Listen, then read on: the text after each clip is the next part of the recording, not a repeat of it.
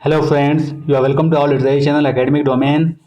Today I am going to talk about the poem Like as a Huntsman by Edmund Spenser. It's sonnet number 67 and it will be line by line explanation of the poem in English language. And friends, if you haven't subscribed my channel yet, please subscribe it and press the bell icon to get notified my new videos. Please like, share and comment so that I can do better in my next videos. So before going to the explanation, we will talk few points about the poet and his works. Edmund Spenser was born in 1552 and 1553 and died in 1599. He was an English poet. Actually, about his birth, it is not confirmed that when he was born, but according to most of the critics, he was born in 1552. While talking about his works, his first work is The Shepherd's Calendar, which was published in 1579, and it is a poem, and again it is a poetic work. And his second masterpiece is The Fairy Queen, which was published in 6 books. The first 3 books were published in 1590, and the second 3 books were published in 1596.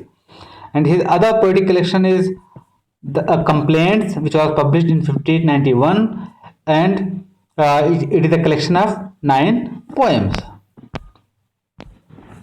His other works, the most important work is Amoreti. It is a collection of sonnets which was published in 1595 and which included the sequence of 89 sonnets along with a series of short poems called Anacreontics and Epithalamion. So, in other words, we can say that Amoreti is a collection of 89 sonnets and some short poems which are known as Anacreontics and Epithalamion. It means in this collection we have sonnets, we have some short poems and Epithalamion. So let's talk about the Epithalamion. Epithalamion, an ode written to his bride Elizabeth Boyle. Epithalamion actually it's the nuptial song, and Epithalamion and Prothalamion both are the nuptial songs, both are the wedding songs, and Epithalamion is written or composed on his own marriage, and Prothalamion, which is the title of the Prothalamion is Prothalamion or a spousal verse in honor of the double marriage of Lady Elizabeth and Lady Catherine Somerset. So actually, this is the title of the poem, but in short, it is known as Prothalamion. And Prothalamion is it's a nuptial song on the occasion of the twin marriage of daughters of the Earl of Worcester to Henry Guildford and William Peter, second Baron Peter, respectively. So, while talking about Prothalamion, it is a nuptial song, and it is composed. It was composed on the occasion of two daughters, on the occasion of twin marriage of the daughters of Earl of Worcester. Who were those daughters? One was Lady Elizabeth, and other was Lady Catherine Somerset, and their marriage was with Henry Guildford and William Peter, respectively. So now it was about the poet and about his most important verse. So let's discuss the poem line by line. So in this sonnet number 67 is taken or extracted from Amoreti, which is a collection of sonnets, as I told you before, and this is composed on English pattern or Shakespearean pattern. There are 3 quatrains in the sonnet, and one quatrain contains 4 lines. So 3 quatrains and one couplet, it will be 14 lines. So in the first stanza, poet says that uh, like as a huntsman after weary chase, seeing the game from him escaped away, sits down to rest him in some shady place, with panting hounds beguiled of their prey. So here the poet is comparing himself with a huntsman, with a hunter, and his beloved with a deer. And he is telling that, like as a huntsman, like a hunter after weary chase, like a hunter who after weary chase, after tiresome chase, seeing the game from him escaped away. When the hunter felt, when the hunter realized, when the hunter saw that the game, the prey, the deer from him escaped away. Escaped away means that flew away. So here the poet is comparing himself with a hunter, and he's telling that, like a hunter who, when he realized, when he saw that his prey, his deer, escaped away from him, then what did he do? Sits down to rest him in some shady place. And when he was, after a weary chase, after a tiresome chase, he sat down under a shady tree. He sat down at some shady place, with panting hounds beguiled of their prey. With whom? Because hounds were with them, dogs were with them, who were helping him in hunting and chasing. So, but they were beguiled.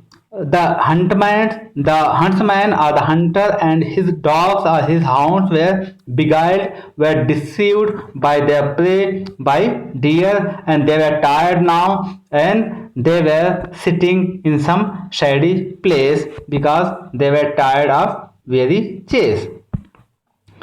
Now, the poet says that in the same way what the poet did, because he compares himself with a huntsman, with a hunter, and his beloved with a deer. So he says that, so after long pursuit and vain essay, when I all weary had the chase forsook, the gentle deer returned the self same way, thinking to quench her thirst at the next brook. So the poet says, so in the same way, after the long pursuit means the way hunter was pursuing, the way hunter was chasing his prey, in the same way the poet, the lover, was also following his beloved. He was trying to convince her, he was trying to win her heart, but it was vain essay. It was in vain. His all essays, his all endeavor went in vain. And when he became tired of following, when he became tired of pursuing, what did he do?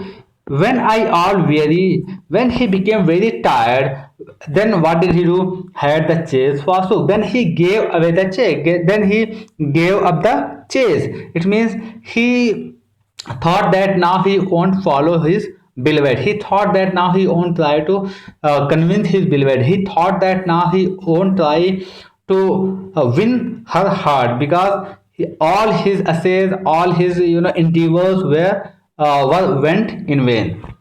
The gentle deer returned the self same way. Then what happened when he gave up the chase?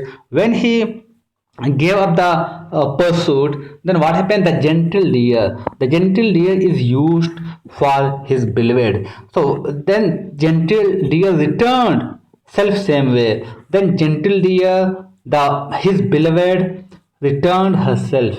His beloved came back herself to the poet, to the lover, thinking to quench her thirst at the next door. Why? Because she that flew away. But when the poet was tired, when the lover was tired, when the hunter was tired of chasing, then the gentle deer or the beloved returned herself, came back to him herself, for what? To quench her thirst, to have water from the next brook, to have water from the nearby river or nearby stream. Now, there she beholding me with milder look, sought not to fly, but fearless still did bide, till I in hand her yet half trembling took, and with her own goodwill her firmly tied. Now, the poet says that when she came back, when she returned herself, then what happened? There she beholding me.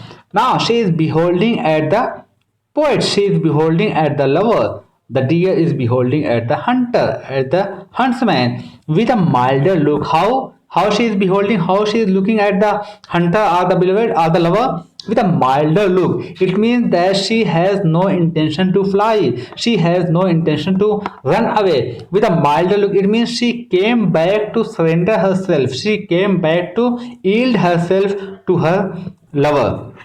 Sought not to fly. Now her intention was not to fly. Her intention was not to run away. But fearless still did bide. But she was fearless now, and she stayed there. It means she stayed for the lover. She stayed for the hunter. That the lover or the hunter will go and catch her. She stayed there. She had no intention to run away till I in hand her yet half trembling took.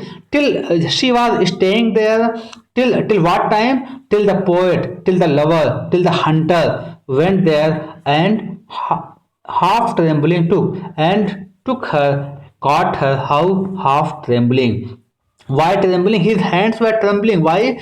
Because he had a fear that his prey will run away again, that his beloved will run away again. But why she came back? Why she returned herself? So the poet, the lover, the hunter had a kind of fear. That's why his hands were trembling, and he caught the prey. He caught his beloved with a trembling hand, and with her own goodwill her firmly tied, and he tied her. The hunter tied the prey. The hunter tied the deer with her own goodwill, with her own approval, with her own agreement, and the poet and the lover that we can say that convinced or the was able to get, able to achieve his love, able to get his love with her own agreement, with the agreement, with the that with the goodwill of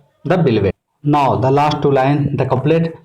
Here the poet says that strange thing me seemed to see a beast so wild, so goodly one with her own will beguiled. So the poet says here, the lover says here that it is a very strange thing. It seems very strange that such a beast wild, such a beast which was very wild, which was tameless, which was uncontrollable. So he is using this adjective, that beast, for his beloved because she was not convinced by him. He tried his best. He applied all the ways, but he was not able to convince his beloved. So that's why he is telling that such a beast wild, which was uncontrollable, which was tameless, how she herself came to me, and she herself surrendered, yielded to me, so goodly one, and she was won so easily, because in the beginning he tried his best but he was not able to win her, but in the end she herself came to him. And the poet says that, the lover says that it seems very strange to him.